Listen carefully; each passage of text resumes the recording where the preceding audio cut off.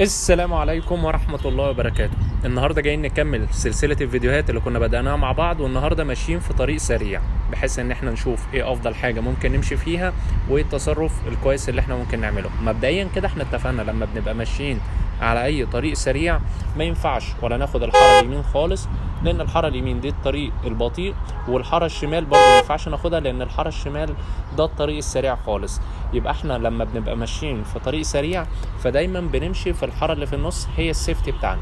لما جينا نبص على الحارة اليمين لقينا التوك توك اللي ماشي قدامنا ده، فاحنا عشان ماشيين في النص قدرنا نعديه.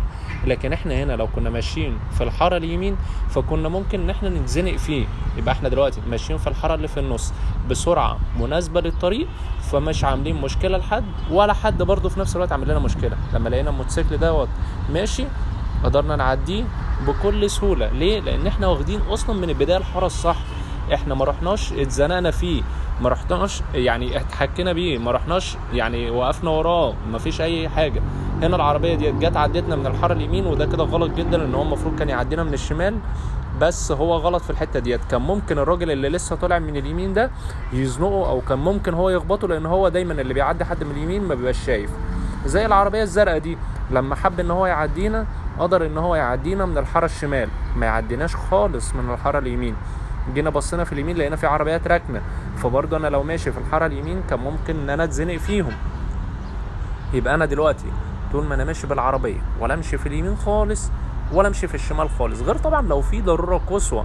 لكن طول ما فيش ضروره قصوى انا بحافظ على ان انا ابقى ماشي في نص الشارع. جينا هنا بنبص لقينا عربيه واقفه غلط خالص، بس احنا برضه عشان من البدايه ماشيين في المكان بتاعنا الصح وماشيين في الحاره السيفتي بتاعتنا، فاصبح ان احنا ما بنتزنقش في اي حد واقف في اليمين، ما بنتزنقش في اي حد عامل مشكله في اليمين. اي حد بيعمل اي حاجه في الحاره اليمين احنا ما بنتزنقش فيه، وفي نفس اللحظه اي حد عايز يعدينا بيقدر يعدينا بسهوله، لان احنا برضو سايبين له الحاره الشمال.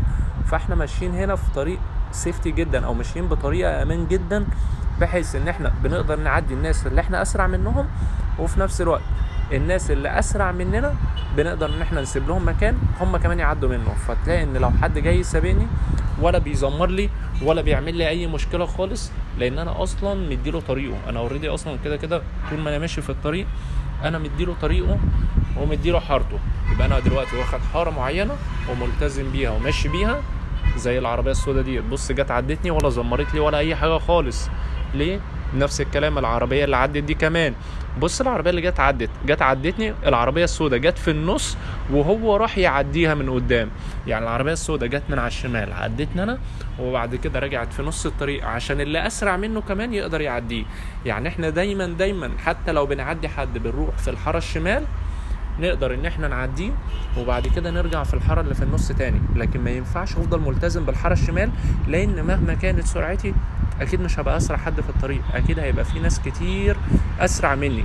فيبقى انا لو انا عايز اسابق حد بروح في الحاره الشمال، وبمجرد ما بسابق الشخص ده ببتدي ان انا ارجع تاني في النص. يعني العربيه بدأ ديت لسه مسابقاني، هي المفروض ان هو دلوقتي في اللحظه دي كده بالظبط يبتدي يرجع في الحاره اللي في النص، عشان خاطر لما حد يبقى جاي يعديه، هو جاي اسرع منه هو وجاي يسابقه وجاي يعديه هو، يقدر ان هو يعديه من الحاره الشمال، ما يبقاش هو اللي قافل الحاره الشمال خالص، عشان اللي اسرع منه كده مش هيعرف يعديه، هيجي وراه وهيزنق وراه وهيقعد يزمر له. يبقى انا دلوقتي امشي في الحاره اللي في النص، عايز اسابق حد بروح في الحاره الشمال اروح اعديه الاول، وبعد ما اعديه اقدر ساعتها ان انا ارجع تاني في الحاره اللي في النص، بس دايما ما بقاش قافل الحاره الشمال خالص. جينا ماشيين لقينا التوك توك اللي ماشي في اليمين ده، مع ان ده طريق سريع بس مش عارف ايه اللي جايبه هنا، بس انا بالنسبه لي مفيش مشكله، لان انا مش ماشي في الحاره اليمين فما اتزنقتش فيه او ما احتكتش بيه خالص. انا ماشي في مكان كويس وبيني وبينه مسافه كويسه. نفس الوقت جت العربيه تعديني، يبقى في نفس اللحظه اللي انا كنت بعدي فيها التوك توك في عربيه تانية جت عدتني، بس ولا انا عملت مشكله لده ولا هو عمل لي مشكله خالص.